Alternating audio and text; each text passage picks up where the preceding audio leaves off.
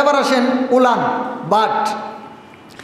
আমরা দেখি ছাগল, ভেড়া, দুম্বা এদের উলানে বাট থাকে 2টা, আর গরু, মহিষ, উট এদের উলানে বাট থাকে 4টা। তো যেই সমস্ত পশুর উলানের মধ্যে বাট থাকে 2টা, এর একটা ভালো একটা পূর্ণ নষ্ট, তাহলে এটা দিয়ে কুরবানি করা যাবে না। তবে একটা পূর্ণ ভালো আর একটা পূর্ণ ভালো না, একটু সমস্যা, তবে দুধ আসে, তাহলে এটা দিয়ে কুরবানি করা যাবে। মানে যার 2 বাট, ওর একটা ভালো একটা নষ্ট, তাহলে হবে না। একটা ভালো আরেকটা কিছুটা ভালো, তাহলেও চলবে। আর যে সমস্ত প্রাণীর বাট হচ্ছে 4টা, এর 3টা ভালো একটা পূর্ণ নষ্ট, তাহলেও এটা দিয়ে কুরবানি করা যাবে। তবে যদি 2টা ভালো আর 2টাই পূর্ণ নষ্ট, তাহলে এটা দিয়ে কুরবানি করা যাবে না।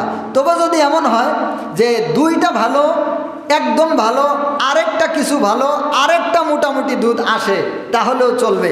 কিন্তু যদি এমন হয় আধা আধি হয়, তাহলে এটা দিয়ে কুরবানি করা যাবে না। মানে অর্ধেক নষ্ট অর্ধেক ভালো, এটা দিয়ে কুরবানি করা যাবে না।